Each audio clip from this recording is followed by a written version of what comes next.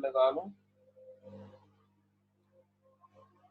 Hello everyone, आज का हमारा टॉपिक है इंटरनेशनल इंस्टीट्यूशंस। इसमें बेसिकली हम लोग देखेंगे कि इंटरनेशनल इंस्टीट्यूशंस कैसे इवॉल्व हुई, किन किन फेजेस में से गुजर कर आज किस सिचुएशन में ये मौजूद हैं। तो लेट्स गेट टू इट। जो मॉडर्न नेशन स्टेट सिस्टम जैसे इवॉल्व हुआ, उसकी जो रिजल्टेंट एक डेवलपमेंट थी वो ये था कि इंटरनेशनल ऑर्डर डेवलप हुआ और उसमें बहुत सारे इंडिपेंडेंट और सॉवरन टेरिटोरियल यूनिट्स डेवलप हुए। जैसे जैसे वो डेवलप हुए तो एक क्वेश्चन अराइज किया। वो क्वेश्चन ये था कि कोऑपरेशन कैसे होगी, इंटरनेशनल कोऑपरेशन, यानी कि जितनी भी स्टेट्स हैं, इंडिपेंडेंट हैं, सॉवरन हैं, वो आपस में कोऑपरेट कैसे करेंगे। जो सबसे पहला ऑर्गेनाइज्ड इंटरनेशनल कोऑपरेशन अकर हुई रीसेंट टाइम्स में, मतलब मॉडर्न हिस्ट्री में, वो था पीस ऑफ वेस्टफेलिया, जो कि 1648 में हुआ। जिसमें हुआ ये कि यूरोप के अंदर जो रिलीजियस वॉर्स चल रही थी, रिलीजियस कॉन्फ्लिक्ट चल रहे थे सेंट्रल यूरोप के अंदर, वो खत्म हुए और एक सेकुलर नेशन स्टेट सिस्टम जो है यूरोपियन पॉलिटिक्स में वो अरेंज होना शुरू हुआ, वो चलना शुरू हुआ। तकरीबन इसके 100 साल के बाद नेपोलियन वाली वॉर स्टार्ट होती है। उसमें कांग्रेस ऑफ वियना 1815 के अंदर एक फर्स्ट सिस्टमैटिक अटेम्प्ट थी कि इंटरनेशनल अफेयर्स को रेगुलराइज किया जाए थ्रू कंटिन्यूअस इंटरनेशनल कॉन्फ्रेंसेस। आपस में लोग बैठे और जितने भी हमारे अफेयर्स हैं उनको बाकायदा एक सिस्टमैटिक वे से लेकर चला जाए। ये जो कांग्रेस सिस्टम था ये मुख्तलिफ फॉर्म्स में, मुख्तलिफ तरीकाकार में तकरीबन एक सेंचुरी तक चलता रहा और बेसिकली इसने बहुत सारे जो है ना फिनोमिनास, जो उस दौर के फिनोमिनास थे, उनको इंस्टीट्यूशनलाइज किया। जैसे बैलेंस ऑफ पावर का फिनोमिना था पॉलिटिक्स के अंदर, इसी तरह सेमी फॉर्मल इंटरनेशनल ऑर्डर इसने डिफाइन किया। इस तरह की कॉन्फ्रेंसेस और इसके अलावा और बहुत सी कॉन्फ्रेंसेस हुई जो इंटरनेशनल इंस्टीट्यूशंस के डेवलप होने का एक प्री रेक्विजिट थी, जो इनके लिए एक जरूरी था, एक अमल जिसके थ्रू वो गुजर रही थी। अब इनकी जॉब जो है वो बड़ी स्पेसिफिक होती थी, जेनेरिक नहीं होती थी। ओवरऑल एक सिस्टम, बाकायदा रिफॉर्म्ड सिस्टम मौजूद नहीं था। जो कॉन्फ्रेंसेस उस वक्त होती थी वो उसी वक्त हो सकती थी अगर जो उस कॉन्फ्रेंस के मेंबर्स हैं उनमें से कोई एक मेंबर उस कॉन्फ्रेंस को कॉल करे, और मोस्ट ऑफ द टाइम्स ये कोई इंटरनेशनल क्राइसिस होता था तो तभी होता था। इसमें बहुत सारी डिलेज होते थे, काफी सारी टेक्निकलिटीज इन्वॉल्व होती थी। जो स्पेसिफिक स्टेट्स जिनको इनवाइट किया जाता था सिर्फ वही उसमें आ सकती थी, और जो भी डिसीजंस होते थे वो यूनानिमस एग्रीमेंट के थ्रू होते थे। और ये जो यूनानिमस एग्रीमेंट था, मतलब सारों ने इसके ऊपर एग्री करना है तो डिसीजन होगा, उसकी वजह से वो सिस्टम में काफी डिले होता था। तो ये एक मैंने थोड़ा सा आपको बैकग्राउंड बता दिया कैसे हम लोग इसको लेकर चले। इससे भी पीछे हम लोग हिस्टोरिक पर्सपेक्टिव में आते हैं, इंटरनेशनल इंस्टीट्यूशंस के हिस्टोरिक पर्सपेक्टिव। सबसे पहले इंटरनेशनल नॉन गवर्नमेंटल ऑर्गेनाइजेशंस आई 19th सेंचुरी में। ये भी एक कंसिडरेबल ग्रोथ हुई इंटरनेशनल नॉन गवर्नमेंटल एसोसिएशंस की, जिसमें international committee of red cross थी। ये 1863 में इसको इट केम इनटू बीइंग, और इंटरनेशनल लॉ एसोसिएशन थी जो 1873 में आई थी। ये जो प्राइवेट इंटरनेशनल यूनियंस थी, इन्होंने एक स्पेसिफिक टॉपिक के ऊपर वाइड रेंजिंग कम्युनिटी डेवलप की। इन्होंने अवेयरनेस प्रोवाइड की किस बारे में कि इंटरनेशनल कोऑपरेशन होनी चाहिए और ये इफेक्टिव इसको बनाना चाहिए। ये जो यूनियंस थी इनिशियली एस्टैब्लिश हुई, इन्होंने एक मशीनरी क्रिएट की जिसकी वजह से रेगुलर मीटिंग्स होती थी, परमानेंट सेक्रेटेरिएट इनके एस्टैब्लिश किए गए, और इन ऑर्गेनाइजेशंस, ये जो एसोसिएशंस थी नॉन गवर्नमेंटल, इन्होंने, इनकी जो रिमेन्स थी, they are considered to be of considerable value in influencing governmental activities and stimulating world action. मतलब ओवरऑल कम्युनिटी में कैसे काम करना है, परमानेंट सेक्रेटेरिएट है, वहां पे बाकायदा लोग हर वक्त काम कर रहे हैं, एक फॉर्मलाइज तरीके से उसको लेकर चलना।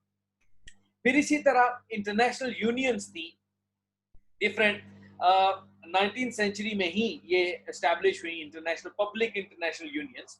ये बेसिकली गवर्नमेंट्स, डिफरेंट गवर्नमेंट्स के डिपार्टमेंट्स को आपस में एसोसिएट करती थी स्पेसिफिक पर्पसेस के लिए। मल्टीलेटरल ट्रीटीज के थ्रू इनको एस्टैब्लिश किया जाता था इंटरनेशनल यूनियंस को। जो लेटर हाफ था 19th सेंचुरी का, यानी कि 1850 से ऑनवर्ड्स, उसमें क्या हुआ, ऐसी पब्लिक इंटरनेशनल यूनियंस बहुत ज्यादा प्रोलिफरेट हुई, बहुत ज्यादा फैल गई। उसमें ट्रांसपोर्टेशन इन्वॉल्व थी, उसमें कम्युनिकेशंस इन्वॉल्व थी, उसमें हेल्थ इन्वॉल्व थी, इकोनॉमिक कोऑपरेशन इन्वॉल्व थी। इस तरह की इंटरनेशनल यूनियंस बनाई गई। अब ये जो यूनियंस थी, इन्होंने भी अपने आप को स्पेसिफिक एरियाज को डील करने तक महदूद रखा, लेकिन इन्होंने भी नए आइडियाज इंट्रोड्यूस करवाए जो कि यूनिवर्सल ऑर्गेनाइजेशंस में बाद में जो बनी उनके लिए काफी हेल्पफुल साबित हुई। जैसे कि परमानेंट सेक्रेटेरिएट बनाना, पीरियोडिक कॉन्फ्रेंसेस रखना, खास टाइम के बाद लाजमी कॉन्फ्रेंसेस रखना, एडमिनिस्ट्रेटिव कोऑपरेशन रखना, ठीक है। ये नए नए जैसे जैसे ह्यूमन बीइंग्स इन्वॉल्व कर रहे थे, इवॉल्व कर रहे थे, जैसे जैसे इंटरनेशनल सिस्टम इवॉल्व कर रहा था, तो साथ साथ में ये भी चीजें इवॉल्व कर रही थी। अब ये दो चीजें थी इसमें, इंटरनेशनल यूनियंस और इंटरनेशनल नॉन गवर्नमेंटल ऑर्गेनाइजेशन। ये प्रील्यूड थी of international institutions. International institution से बनने से पहले पहले ये basically they came into being. अब इसके बाद इंटरनेशनल ऑर्गेनाइजेशंस या इंटरनेशनल इंस्टीट्यूशंस आप उनको कह लें, आज के दौर में इंडिस्पेंसिबल है, मतलब इनके बगैर गुजारा नहीं हो सकता। जो ये ग्लोबलाइज्ड वर्ल्ड है आज की, इसमें कोऑपरेशन डिफरेंट स्टेट्स की आपस में, कोई डिफिकल्टीज जहां पे होती हैं, वाइड रेंज ऑफ सब्जेक्ट्स, इसमें पीस कीपिंग आ जाता है, पीस एनफोर्समेंट आ जाता है, उसमें एनवायरनमेंट आ जाती है, लीगल सिस्टम आ जाता है, इकोनॉमी आ जाती है, ह्यूमन राइट्स आ जाते हैं। इन सारी प्रॉब्लम्स जहां पे भी अराइज करें, उनके ऊपर डिस्कशन, उन प्रॉब्लम्स को आइडेंटिफाई करना, उनको रिजॉल्व करना, उसके लिए एफर्ट्स पुट अप करना, ये सारे इंटरनेशनल इंस्टीट्यूशंस को ये जो है ना क्रेडिट जाता है। नए रूल्स इवॉल्व करते हैं इंटरनेशनल इंस्टीट्यूशंस के ही थ्रू, क्योंकि जितना ज्यादा इंटरेक्ट करता है उतनी ज्यादा प्रॉब्लम्स क्रिएट होती हैं, जितनी प्रॉब्लम्स क्रिएट होंगी उतने ज्यादा उसके सॉल्यूशंस क्रिएट होंगे। कैसे कंडक्ट कैसे करना है, एक दूसरे के साथ कंप्लायंस कैसे करनी है, मैकेनिज्म्स क्या होंगे, किस तरह हम इसको लेकर चलेंगे। तो जो मॉडर्न इंटरनेशनल लॉ है, उसके कैरेक्टरिस्टिक में इंटरनेशनल इंस्टीट्यूशंस का बहुत बड़ा रोल है। अब ये international institutions, they can be universal, पूरी दुनिया के लिए, they can be global, they can be regional, they can be सब रीजनल, डिफरेंट क्राइटेरियाज हैं, वो आगे जाके हम लोग डिस्कस करते हैं कि वो कैसे इंटरनेशनल इंस्टीट्यूशंस किस किस डोमेन में काम कर रही हैं। यहां तक समझ आ गई आप लोगों को?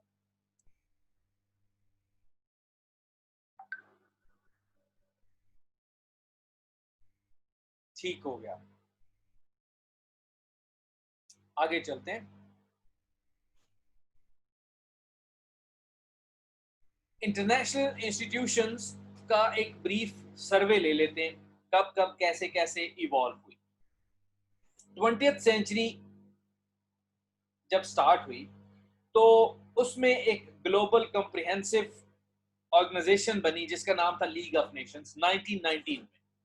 उसके बाद it was followed by United Nations जो कि 1945 में हुई। अब ये दोनों जो थी, ये पब्लिक और प्राइवेट इंटरनेशनल यूनियंस जो थी, नॉन गवर्नमेंटल एसोसिएशंस जो थी, उनकी वजह से हम इस मुकाम तक पहुंचे कि हम ये भी बना सके। बेसिकली जो यूनाइटेड नेशंस का और लीग ऑफ द नेशंस का जो बेसिक फंक्शन था वो यही था कि league of Nations first world war के बाद थी, जो यूनाइटेड नेशंस बनी वो उसी का एडवांस फॉर्म थी सेकेंड वर्ल्ड वॉर के बाद। तो इन्होंने एक दुनिया के निज़ाम को, स्टेट्स के आपस में इंटरेक्शन को द मोस्ट फॉर्मलाइज्ड फॉर्म देने की कोशिश की। यूनाइटेड नेशंस जब बना उसके साथ साथ उसकी कुछ स्पेशलाइज्ड एजेंसीज भी बनाई गई। ये वो एजेंसीज थी जिन्होंने इंटर गवर्नमेंटल एग्रीमेंट्स करने थे बहुत सारे इकोनॉमिक, सोशल, कल्चरल या और बहुत सारी फील्ड्स के बीच में। यूनाइटेड नेशंस के ऑस्पाइसेस के अंदर रहकर इन्होंने रिस्पॉन्सिबिलिटीज परफॉर्म करनी थी। ये जो स्पेशलाइज्ड एजेंसीज थी, जैसे इंटरनेशनल लेबर ऑर्गेनाइजेशन है, जैसे यूनेस्को है, जैसे वर्ल्ड हेल्थ ऑर्गेनाइजेशन है, ये सारी इंटरनेशनल लेबर ऑर्गेनाइजेशन 1919 में आ गई। यूनेस्को जो थी एजुकेशन और साइंस और कल्चरल ऑर्गेनाइजेशन इन चीजों के रिलेटेड थी। डिफ्यूजन ऑफ नॉलेज को इसने डील करना था, टेक्निकल असिस्टेंस प्रोवाइड करनी थी, कोऑपरेशन प्रोवाइड करनी थी, नेशंस को आपस में कोऑपरेशन की पास लेके आनी थी। World health organization obviously health care के स्टैंडर्ड्स को यूनिफाई करना और उनको एनहांस करना, ये इसका काम था। ये जो इंस्टीट्यूशंस हैं, अगरचे ये इंटरनेशनल लॉ में बाकायदा कोई लेजिस्लेट करने के काम नहीं आती, लेकिन ये इंस्टीट्यूशंस इस काबिल जरूर होती हैं कि वो प्रेशर अप्लाई कर सकें और जो कन्वेंशंस डिफरेंट होते हैं, जो उनकी रिकमेंडेशंस होती हैं, उनको एनफोर्सिंग कर सकें, स्टेट्स इनको एक्सेप्ट कर सकें। इसी तरह अगर हम इकोनॉमी के फील्ड में आए, उसमें इंटरनेशनल जो डेवलपमेंट हुई इंटरनेशनल ऑर्गेनाइजेशंस में, सबसे पहले IBRD, जिसको वर्ल्ड बैंक भी कहा जाता है, the international bank for reconstruction and development, ये ब्रेटन वुड्स कॉन्फ्रेंस हुई थी 1944 में, उससे ये इमर्ज हुआ, जिसने इंटरनेशनल मॉनेटरी फंड IMF के साथ क्लोज लिएजान के साथ काम करके वर्ल्ड ट्रेड को परफॉर्म करना था। वर्ल्ड ट्रेड तो नहीं है, ट्रेड आगे जाके हम डिस्कस करेंगे। इसने वर्ल्ड इकोनॉमी को बूस्ट करना था। जो वर्ल्ड बैंक है वो डेवलपमेंटल फंड्स देता है, मॉनेटरी फंड जो है वो आपके ये जहां पे आपकी इसमें आता है ना बजट डेफिसिट, उसको कवर करने के लिए आपको हेल्प आउट करता है। तो ऑब्वियसली ये सारी चीजें जो आहिस्ता आहिस्ता इवॉल्व कर रही थी, ये इंटरनेशनल इंस्टीट्यूशंस को की रिफॉर्मेशन थी काइंड ऑफ। स्टेट्स जो थी वो इन एजेंसीज की मेंबर बन सकती थी। इसी तरह वॉशिंगटन DC में ये जो दो मेन एजेंसीज थे, वर्ल्ड बैंक और international monetary fund, they are assisted by international development association, IDA इसको कहा जाता है, या एक और भी है इंटरनेशनल फाइनेंस कॉर्पोरेशन, IFC। ये फाइनेंशियल इन्वेस्टमेंट और इजी टर्म्स के ऊपर लोन्स ऑब्टेन करने का, जिस तरह लोकल सिस्टम में, हमारी स्टेट सिस्टम में काम चलता है ना, हम लोग बैंक में जाते हैं, वहां से कर्जे लेते हैं, सारे काम, इसी तरह इंटरनेशनल सिस्टम में ये वो इंस्टीट्यूशंस हैं जो स्टेट्स को कर्जे देती हैं, उनके लिए प्रोसीजर को इजी करती हैं, और थ्रू डिफरेंट मैकेनिज्म्स। हम अक्सर सुनते हैं जी IMF का वो आया हुआ है, वफद आया हुआ है, वो उनकी निगोशिएशंस चल रही हैं। तो वो इसी तरह है जैसे आप खुद जाते हो बैंक के पास, या बैंक वाले आपके पास आते हैं, अकाउंट खुलवाओ जी, कर्जे लो जी, क्रेडिट कार्ड बनवा लो जी, इस तरह कर लो जी, उस तरह कर लो जी। तो ये छोटे लेवल पे है, वो इंटरनेशनल लेवल पे है। उसके बाद ये तो थी स्पेशलाइज्ड एजेंसीज। उसके बाद कोई ऐसी भी गैट एक इंस्टीट्यूशन था, journal agreement on tariffs and trade, GATT। ये 1947 और 48 में इंटरनेशनल कॉन्फ्रेंस हुई थी, जिसके रिजल्ट में गैट जो है वो डेवलप हुआ था। लेटर ऑन यही गैट जो है वो 1990s में कहीं जाकर 1995 में वर्ल्ड ट्रेड ऑर्गेनाइजेशन के सिस्टम में ये मर्ज हो जाता है, WTO जिसको आजकल हम लोग कहते हैं। इनका काम क्या है? इंटरनेशनल ट्रेड को फैसिलिटेट करना। इनका काम है जो टैरिफ्स हैं, जो टैक्सेस हैं, उनको मिनिमाइज करना। इनका काम है जो ट्रेड बैरियर्स हैं, जो लिमिटेशंस हैं ट्रेड के ऊपर, जो रुकावटें जितनी भी हैं उनको कम करना।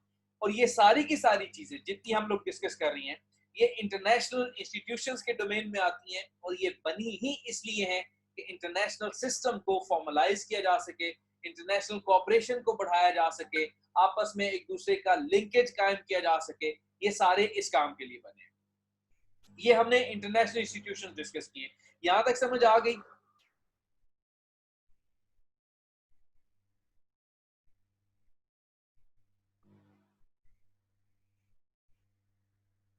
ठीक हो गया। अब इसके बाद डिस्कस करते हैं, ये जितने नोट्स हैं, जितने पॉइंट्स हैं, ये मैं आप लोगों को व्हाट्सएप ग्रुप में शेयर कर दूंगा। आप लोग उसमें ले लीजिएगा। जो लोग व्हाट्सएप ग्रुप में नहीं है, ये मैंने नंबर शेयर कर दिया है। आप लोग मुझे व्हाट्सएप पे अपने नाम के साथ मैसेज कर दीजिएगा, मैं आपको मेल के लिए अलहदा है, फीमेल्स के लिए अलहदा है, उसमें ऐड कर लूंगा। अच्छा, इसके बाद आते हैं रीजनल इंस्टीट्यूशंस। ऑब्वियसली वो भी इंटरनेशनल इंस्टीट्यूशंस ही कहलाती हैं, उसी के डोमेन में आती हैं, लेकिन ये रीजन स्पेसिफिक है। सेकेंड वर्ल्ड वॉर जब खत्म होती है, उसके बाद बहुत ज्यादा रीजनल इंस्टीट्यूशंस इमर्ज करती हैं, जो कि जियोग्राफिकली या आइडियोलॉजिकली रिलेटेड स्टेट्स आपस में मिलकर एक बना लेती हैं। बहुत सारे फैक्टर्स हैं जो इन्वॉल्व हैं रीजनल इंस्टीट्यूशंस की मेकिंग में। कोल्ड वॉर हुई, जो वो स्टार्ट होती है, सिक्योरिटी काउंसिल की जो फेलियर है कि वो अपने प्रॉपर जो है ना चीजों को एनफोर्स नहीं कर पाती, जैसे कश्मीर का इशू था, इस तरह के और काफी सारे इशूज थे। इसी तरह रीजनल डिफेंस अलायंसेस इन वजूहात की वजह से डेवलप होना शुरू हुई, जैसे नेटो थी, north Atlantic treaty organization, Warsaw pact था। इसी के साथ ब्लॉक पॉलिटिक्स हुई, मतलब ब्लॉक्स बना लिए, 4 5 6 स्टेट्स एक इकट्ठी होगी, उन्होंने एक किसी एक खास अपने बेनिफिट के लिए अपने आप को जोड़ लिया किसी एक खास पॉलिसी के ऊपर। इसी के साथ डीकोलोनाइजेशन स्टार्ट हुई। उसमें क्या हुआ, बहुत सारी स्टेट्स नई इमर्ज हुई जो कि नॉन अलाइंड रोल प्ले करना चाहती थी, ईस्ट वर्सेस वेस्ट। जो यूएसएसआर और यूनाइटेड स्टेट्स के बीच में कॉन्फ्लिक्ट चल रहा था, वॉर ऑफ हेजमनी चल रही थी, कोल्ड वॉर चल रही थी, एक दूसरे को वीकन करने की कोशिश चल रही थी। नई स्टेट्स उसमें नॉन अलाइंड रहना चाहती थी, किसी एक के साथ वो जुड़ना नहीं चाहती थी। उसकी वजह से भी ब्लॉक्स बनने शुरू हुए, उसकी वजह से भी आपस में लोग एक जगह पे इकट्ठे बैठकर मिलकर आपस में वो करना शुरू हुए, जिसकी वजह से रीजनल इंस्टीट्यूशंस डेवलप होना शुरू हुई। अब ये regional institution again economy based भी हैं, डिफेंस बेस्ड भी हैं, आइडियोलॉजी बेस्ड भी हैं, एक दूसरे के साथ कोऑपरेशन बेस्ड भी हैं, ट्रेड बेस्ड भी हैं, डिफरेंट टाइप्स की रीजनल इंस्टीट्यूशंस भी हैं।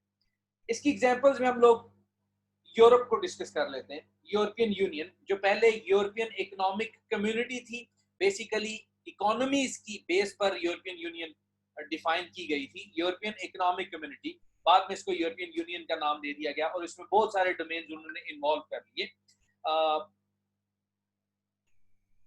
Meaningful political and economic integration के लिए इसको डेवलप किया गया था। ये बहुत डेवलप्ड, बहुत कोऑपरेटिव, बहुत ज्यादा रिफॉर्म्ड फॉर्म है रीजनल इंस्टीट्यूशन, रीजनल ऑर्गेनाइजेशंस की। इसके बाद अमेरिकन कॉन्टिनेंट के अंदर the organization of American state, OAS, second world war के बाद ये इमर्ज हुई। जो पैन अमेरिकन यूनियन थी, उसका जो काम था, उसके साथ उसकी मजीद रिफॉर्म फॉर्म थी। 1890 तक जो American conferences, inter American conferences होती रही, ये उसका एवोल्यूशनाइज्ड फॉर्म था। इसमें 2 बेसिक ट्रीटीज थी ऑर्गेनाइजेशन ऑफ अमेरिकन स्टेट्स में। एक थी 1947 की inter American treaty of reciprocal assistance, Rio treaty इसको कहते हैं, नाम से जाहिर है एक दूसरे को असिस्ट करना, जो कि बेसिकली कलेक्टिव डिफेंस सिस्टम था, जिसके अकॉर्डिंगली 35 मेंबर स्टेट्स थी। इसके अलावा 1948 में पैक्ट ऑफ बगोटा भी हुआ इनके बीच में। इसमें आज के दौर में 35 मेंबर स्टेट्स हैं। ये कलेक्टिव सिक्योरिटी सिस्टम है, just like NATO. An attack on one being deemed as an attack on all, ये भी एक रीजनल ऑर्गेनाइजेशन की एक किस्म है। इसी तरह अरब लीग है, ये भी एक रीजन है ऑब्वियसली। 1944 में इसको क्रिएट किया गया, काफी ब्रॉडर एम्स थे इसके। Basically the council of the league is the supreme organ and performs a useful conciliatory role. इसके अलावा इसके सब्सिडरी ऑर्गन्स हैं जो इकोनॉमिक, कल्चरल और सोशल इश्यूज को देखते हैं, और ये it is limited to Arab countries only. अगरचे इसका काम था कोऑपरेट करना, इसका काम था सोशल इश्यूज को रिजॉल्व करना, जो स्टेट्स के बीच में कॉन्फ्लिक्ट्स हैं उनको रिजॉल्व करना, लेकिन जो 1980 से लेकर 2003 तक जितने भी गल्फ वॉर्स हुई उसमें क्राइसिस होते रहे, उसमें कोई इतना ज्यादा पॉजिटिव रोल इसने प्ले नहीं किया। इसी तरह अफ्रीकन यूनियन है, the organization of African unity was established in 1963 in Ethiopia and was replaced by African Union in 2001। मतलब पहले वो ऑर्गेनाइजेशन ऑफ अफ्रीकन यूनिटी थी और बाद में उसी का नाम अफ्रीकन यूनियन रख दिया गया। बहुत सारे ऑब्जेक्टिव्स हैं इसके, इस यूनियन के भी। आर्टिकल 3 में ये बताते हैं जी, defending the sovereignty, territorial integrity and independence of its member states, promotion of peace, security and stability on the continent and of human and people's right in accordance with the African Charter on Human and People's Rights। उनकी अपनी एक union बनी हुई है, वो अपने उसके accordingly African regions को डील करती है। इसी तरह अगर हम एशिया में आ जाएं, क्योंकि हम लोग रीजनल इंस्टीट्यूशंस पढ़ रहे हैं तो रीजन वाइज हम देख रहे हैं। एशिया के अंदर दो हैं, एक साउथ एशिया से रिलेटेड है, सार्क जिसको कहा जाता है, और एक आसियान है, साउथ ईस्ट एशियन नेशंस के रिलेटेड है। आसियान बहुत अच्छी एक कोऑपरेशन के हवाले से एक ऑर्गेनाइजेशन है, जबकि जो सार्क है वो कोऑपरेशन नाम की है। इसमें बेसिकली मेन जो दो कंट्रीज हैं पाकिस्तान और इंडिया, उनका आपस में चूंकि कॉन्फ्लिक्ट है जिसकी वजह से सार्क कोई उस तरह का पॉजिटिव रोल प्ले नहीं कर पाई। अगरचे इसका भी मकसद मेन वही है, डेवलपमेंट और डिस्प्यूट्स को रिजॉल्व करना और इकोनॉमी को लेके आना और रीजनल इंटीग्रेशन को इंक्रीज करना, लेकिन बस आपको पता ही है जितना कोई यहाँ पे रीजनल इंटीग्रेशन और जितनी आपस में प्यार मोहब्बत हमारा है। अब देयर इज नो डाउट कि इंटरनेशनल लॉ में जर्नली जितनी ऑर्गेनाइजेशन इंक्रीज हुई हैं उन्होंने बहुत अपना रोल प्ले किया है। इंटरनेशनल ऑर्गेनाइजेशन का बड़ा इंपॉर्टेंट फैक्ट रहा है, अगरचे उसको सफिशिएंटली अप्रिशिएट नहीं किया जाता, लेकिन बहुत इफेक्ट रहा है इंटरनेशनल कम्युनिटी में कॉन्फ्लिक्ट्स को रोकने में, आपस में मिल बैठकर बातें करने में, आपस में ग्लोबलाइजेशन को प्रमोट करने में। और शुरू में previously these international organizations have in the past been defined in international treaties simply as intergovernmental organizations in order to demonstrate that the key characteristic of such groupings is that their membership comprising states, वो आपस में एक दूसरे के साथ, मतलब शुरू में इनको इंटर गवर्नमेंटल ऑर्गेनाइजेशंस समझा जाता था, कहा जाता था कि वो बस आपस में एक दूसरे के साथ डील करें, अपनी प्रॉब्लम्स आपस में रिजॉल्व करें।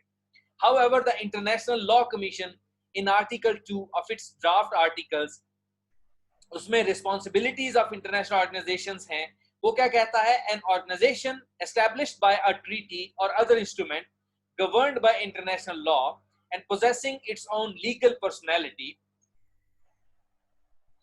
while noting that international organizations may include as members in addition to states other entities। ये कहता है कि इसकी अपनी एक लीगल पर्सनैलिटी है। जैसे हमने पहले शुरू के लेक्चर्स में पढ़ा था, लीगल पर्सनैलिटी किसे कहते हैं इंटरनेशनल लॉ में या लोकल लॉ में? उस एंटिटी को कहते हैं जिसके ऊपर उस लॉ के अकॉर्डिंगली कुछ राइट्स होते हैं जिसके पास, और कुछ रिस्पॉन्सिबिलिटीज होती हैं। तो लॉ, इंटरनेशनल लॉ कमीशन खुद से ये कह रहा है कि इंटरनेशनल ऑर्गेनाइजेशंस की बाकायदा लीगल पर्सनैलिटी है, और ना सिर्फ ये कि ये इंटरनेशनल सिर्फ स्टेट्स इसकी मेंबर बन सकती हैं, बल्कि अदर एंटिटीज भी हो सकती हैं। मतलब एक इंटरनेशनल ऑर्गेनाइजेशन की मेंबर एक और ऑर्गेनाइजेशन भी हो सकती है, नॉन स्टेट ऑर्गेनाइजेशंस भी हो सकती हैं, इस तरह की और नॉन गवर्नमेंटल ऑर्गेनाइजेशंस भी हो सकती हैं, गवर्नमेंटल डिपार्टमेंट्स भी हो सकते हैं। ये होती हैं इंटरनेशनल ऑर्गेनाइजेशंस, इंटरनेशनल इंस्टीट्यूशंस, और इसमें बहुत डिटेल में हम लोग लिख सकते हैं, इसमें बहुत डिटेल में हम लोग डिस्कशन कर सकते हैं। हर एक जितने भी हमने नाम डिस्कस किए, रेड क्रॉस डिस्कस किया है हमने, यूएन डिस्कस किया है, उसकी सब्सिडरी बॉडीज डिस्कस की है, फिर हमने वो जो WTO डिस्कस किया है, हमने वर्ल्ड बैंक, IMF इनको डिस्कस किया है। इनको मजीद एक्सप्लेन करने के लिए भी इतना इतना लेक्चर तैयार किया जा सकता है, लेकिन ओवरऑल इंस्टीट्यूशंस को समझने के लिए ये काफी था। अब अगर इसके रिलेटेड आपको कोई क्वेश्चन है तो आप मुझसे पूछ सकते हैं। ये लेक्चर की रिकॉर्डिंग मैं बंद कर दूं।